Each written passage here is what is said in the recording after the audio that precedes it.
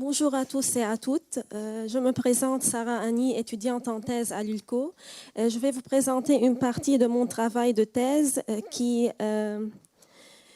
concerne les effets de la fatigue mécanique à basse température sur la structure des aciers cryogéniques qui se déroule dans le cadre d'InnoCold au sein de deux laboratoires de recherche, l'UCEV et le LPCA, sous la direction de professeur Edmond Abirad et du professeur Eugène Bishkov. Pardon. Bon. Ma présentation consiste en 5 parties différentes. Je vais commencer par une introduction. Je passe par la suite aux objectifs du projet, aux partenaires qui sont impliqués dans ce projet, par la suite aux résultats et je finirai par une conclusion. Le GNL devient une source d'énergie très appréciée de la part du monde à cause de la diminution efficace des coûts grâce à de grandes unités de production ainsi qu'à un approvisionnement régulier et efficace des marchés internationaux, plus particulièrement le Japon et l'Europe, qui sont considérés les plus grands consommateurs de GNL. Selon les estimations de l'Agence internationale de l'énergie, le secteur du GNL verra une croissance élevée au cours des prochaines années. Le transport de GNL augmente en moyenne de 6 à 7% par an. L'augmentation significative de la demande en énergie, surtout d'une énergie propre, pouvant se substituer au pétrole, serait la conséquence de cette rapide croissance. La France, avec son littoral très étendu, dispose de la possibilité d'accueillir plusieurs terminaux méthaniers. 3 terminaux méthaniers sont en service en France, l'un à Montoire de Bretagne près de Saint-Nazaire et les 2 autres à Marseille, à Fos-Tonquin près de Marseille. Actuellement, il y a 3 projets de construction de terminaux méthaniers en France. Le premier terminal méthanier, c'est à Dunkerque et les 2 autres sont à Fos-sur-Mer. Le terminal méthanier de Dunkerque est le plus grand des projets français, élaboré en 2006-2008 par une filiale d'EDF Dunkerque LNG. Il comprend 2 postes de réception, 3 réservoirs de stockage, une unité de regazéification et une capacité de stockage de 200 et une capacité de réception de 200 méthaniers par an, de capacité allant jusqu'à 266 000 m3 chacun. Dans cette diapositive, je vais vous présenter les étapes de la chaîne du GNL. La chaîne de GNL passe par 4 étapes différentes. La première, c'est l'extraction du gaz à partir des gisements. La deuxième étape, c'est la liquéfaction du gaz naturel qui sera stocké par la suite dans des réservoirs cryogéniques. La troisième, c'est le transport du GNL par des méthaniers jusqu'aux terminaux méthaniers de réception où le GNL sera stocké dans des réservoirs cryogéniques pour être par la suite regazéifié et transporté par gazoduc. Dans cette diapositive, je vais vous présenter un exemple de dimensionnement d'un réservoir de stockage de GNL. Ce type de réservoir est un exemple de dimensionnement du réservoir utilisé sur le terminal méthanier de Dunkerque et de capacité de 190 000 m3. Le réservoir est formé d'un réservoir extérieur en béton précontraint, des tôles d'un réservoir intérieur formé de tôles en acier 9% nickel soudées les unes aux autres.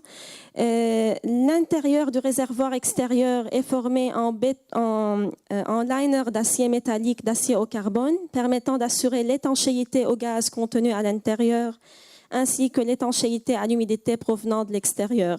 L'isolation au niveau de ce réservoir est assurée par de la perlite.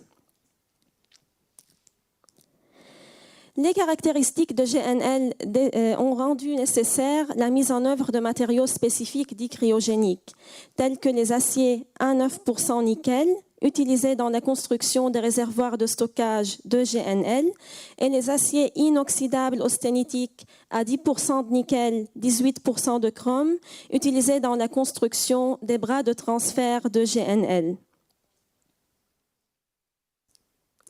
Ces matériaux présentent de caractéristiques spécifiques. Ils sont ductiles, tenaces, présentent une très bonne aptitude au soudage et une résistance élevée, Les aciers 9% nickel présentent une charge à la rupture et une limite élastique élevée à température ambiante, mais qui sont beaucoup plus élevées à température cryogénique. Les aciers inoxydables présentent en plus une tenue à la corrosion du fait de leur contact avec le milieu extérieur oxydable. Les matériaux cryogéniques, tels que le 9% nickel et le 316L, sont soumis à différentes sollicitations de température et de pression qui permettent de dégrader leurs propriétés mécaniques avec le temps et qui peuvent causer la fragilisation de ces matériaux jusqu'à la rupture éventuelle. Là, je vais vous présenter l'objectif de ce projet dans le but d'évaluer la fiabilité des matériaux métalliques utilisés dans la construction des terminaux méthaniers. Et en profitant de la réalisation du terminal méthanier de Dunkerque, ce présent projet se propose d'examiner l'évolution des caractéristiques mécaniques et structurales de ces matériaux après 50 ans de service. Plusieurs partenaires industriels et académiques sont impliqués dans ce projet. 9 partenaires industriels comme Entrepose Contracting, Dunkerque LNG, Air Liquide, BSL, Sofregaz, Fluxis Europipe, TSLNG et l'UIMM Côte d'Opale. Et 3 partenaires académiques, l'Université de Littoral Côte d'Opale, l'ULCO, l'Université de Lille 1 et l'École des mines de Douai. Les matériaux examinés au cours de ce projet sont l'acier 9% nickel utilisé dans la construction des réservoirs de stockage de GNL et l'acier inoxydable 316L utilisé dans la construction des bras de chargement-déchargement. Dans les 2 cas, le métal de base ainsi que les joints soudés sont analysés. Le 9% nickel est caractérisé à l'état initial et après 6000 cycles de fatigue mécanique à moins 196 degrés C, tandis que le 316L, il est étudié à l'état initial et après 8000 cycles de fatigue thermique et mécanique de la température ambiante à moins 196 degrés C. Ces différents matériaux sont caractérisés physico-chimiquement et structurellement par les différentes techniques citées, l'analyse élémentaire, la fluo-X, l'ICP, l'ADRX basse température, l'ADRX haute énergie, la diffraction des neutrons et la diffusion des neutrons aux petits angles, ainsi que plusieurs essais mécaniques sont appliqués à ces aciers-là, tels que les essais de mini-traction, le small punch test, les tractions prismatiques et cylindriques et le KCV. Dans ce qui suit, je vais vous présenter les résultats obtenus sur la caractérisation structurale de l'acier 9% nickel et de son joint soudé type SMAW ou Shielded Metal Arc Welding. Dans cette diapositive, je vous présente la composition chimique de l'acier 9% nickel qui est obtenu par les différentes techniques d'analyse élémentaire telles que l'ICP, Inductively Coupled Plasma, Atomic Emission Spectroscopy et la fluorescence X. L'acier 9% nickel est formé majoritairement de 90% de fer, de 9% de nickel et de 1% des autres éléments tels que l'aluminium, le chrome, le manganèse, etc. Tandis que l'analyse du métal déposé hors dilution du joint soudé SMAW est composé, permet de dire qu'il est composé de 68% de nickel, de 13% de chrome, de 6% de molybdène, de 4% de fer et de 8% des autres éléments tels que l'aluminium, le manganèse, le chrome.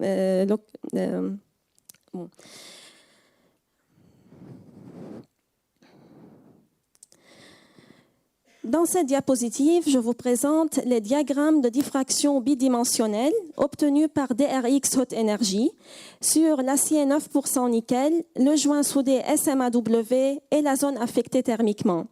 La diffraction des rayons X à haute énergie, c'est un outil de caractérisation structurale très puissant permettant de donner une idée sur la structure des matériaux métalliques. Les manipulations de DRX Haute Énergie ont eu lieu aux États-Unis, à Argonne National Laboratory. Les résultats obtenus montrent que pour l'acier 9% nickel, nous observons la présence des anneaux de diffraction de Debye typiques Ces anneaux permettent de déduire que la taille des grains au niveau de l'acier 9% nickel, elle est inférieure à la taille du faisceau qui a un diamètre de 0,5 mm. Et ceci permet de prouver le résultat obtenu par microscopie électronique à balayage qui montre que la taille des grains dans l'acier 9% nickel est aux alentours de 30 microns. Par contre, le diagramme bidimensionnel obtenu pour le joint soudé type SMAW montre la présence de taches de diffraction. Les taches qu'on voit là, les taches de diffraction, ceci permet de déduire que la taille des grains au sein du joint soudé, elle est supérieure à la taille du faisceau. Et ceci est dû à la présence du nickel dans ce matériau-là, dont la taille des grains, elle est supérieure.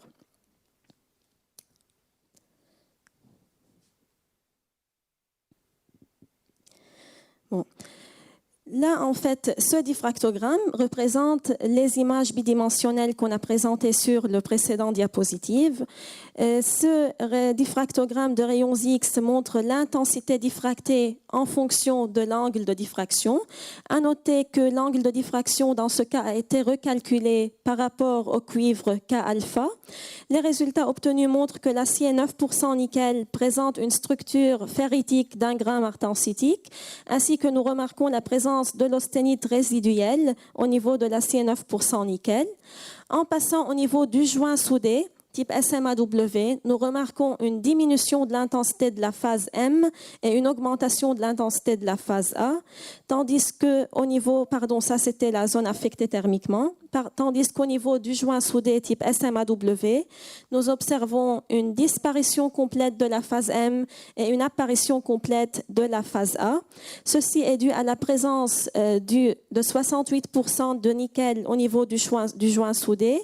Le nickel étant un élément gammagène, il permet de stabiliser la présence de l'austénite au niveau du matériau.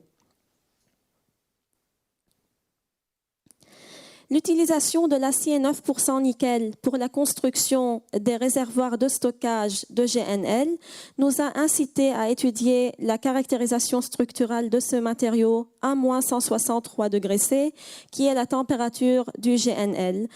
Les manipulations de DRX ont eu lieu à l'aide de la chambre climatique en température variable Anton Par TTK 450 qui a été installée sur le diffractomètre Bruker D8 Advance. Les résultats obtenus montrent qu'il n'y a aucun changement structural à basse température. Juste à basse température, les pics sont plus étroits. Ils sont mieux résolus à cause de la diminution des atomes à basse température. Nous remarquons aussi qu'à basse température, les pics sont décalés vers des valeurs de 2θ plus élevées. Et un calcul des paramètres de maille effectué nous a permis de déduire qu'il y a une diminution des paramètres de maille à basse température à cause de la contraction de l'acier à moins 163 degrés C. Là, je vais vous présenter rapidement l'essai de Small Punch Test, qui est un essai de test mécanique d'emboutissage appliqué sur l'acier 9% nickel. L'essai de Small Punch Test ainsi que la microscopie électronique à balayage ont eu lieu à Lille 1 dans l'équipe de Monsieur Vogt. Les résultats, en fait, le but de l'essai de Small Punch Test, c'est d'avoir une idée sur le comportement ductile ou fragile du matériau. C'est d'avoir une idée sur le comportement ductile ou fragile du matériau. Les échantillons testés sont en acier 9% nickel. Ils ont une forme carrée de dimension 8 par 8 mm. En fait, l'observation au microscope électronique à balayage des faciès de rupture montre la présence d'un comportement ductile pour l'acier 9% nickel, tant à température ambiante qu'à moins 163 degrés C. Ceci est prouvé par la présence de cupules au niveau des faciès de rupture, ainsi que la déformation. La rupture, elle est circulaire et délimite le dôme qui prend le reste de l'habit pour le reste de l'échantillon. Ce résultat permet de déduire du coup que l'acier 9% nickel est ductile à température ambiante et à moins 163 degrés C.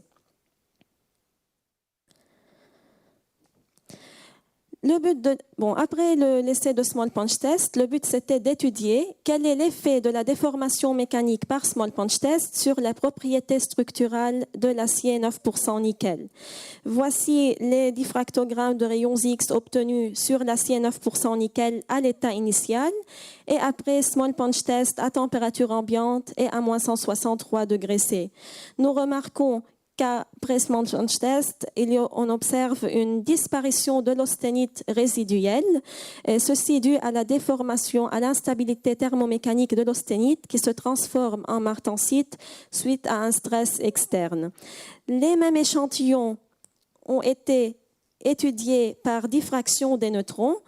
Par diffraction des neutrons, nous n'observons pas la disparition de l'austénite résiduelle. Ceci est dû au fait que par diffraction des neutrons, c'est la totalité de l'échantillon qui est bombardée. C'est pas juste un endroit bien spécifique. C'est pour cela que, étant donné que la zone déformée mécaniquement, elle est faible par rapport à l'échantillon complet, l'austénite résiduelle, elle apparaît toujours, même après déformation mécanique par Small Punch Test. Après avoir présenté les résultats obtenus sur l'acier 9% nickel et le joint soudé type SMAW. Là, je vais vous présenter le montage de vieillissement thermique accéléré des matériaux métalliques qui a été mis en place à l'ULCO dans le but de faire un vieillissement accéléré des aciers inoxydables 316L utilisés comme bras de transfert de GNL. Le but de ce montage, en fait, c'est de porter les aciers en 316L à une température au moins égale à celle du GNL en les faisant plonger dans l'azote liquide et de les faire réchauffer à température ambiante. Pour accélérer le chauffage, des lampes infrarouges ainsi qu'un ventilateur électrique sont utilisés. Notre but, c'est de faire 8000 cycles de vieillissement thermique de ces matériaux-là, qui est l'équivalent de 50 ans de service en réalité. Après ce vieillissement thermique, notre but, c'est d'étudier les caractérisations structurales et mécaniques de ces matériaux-là, dans le but de savoir quel est l'effet du traitement thermique accéléré sur ces matériaux.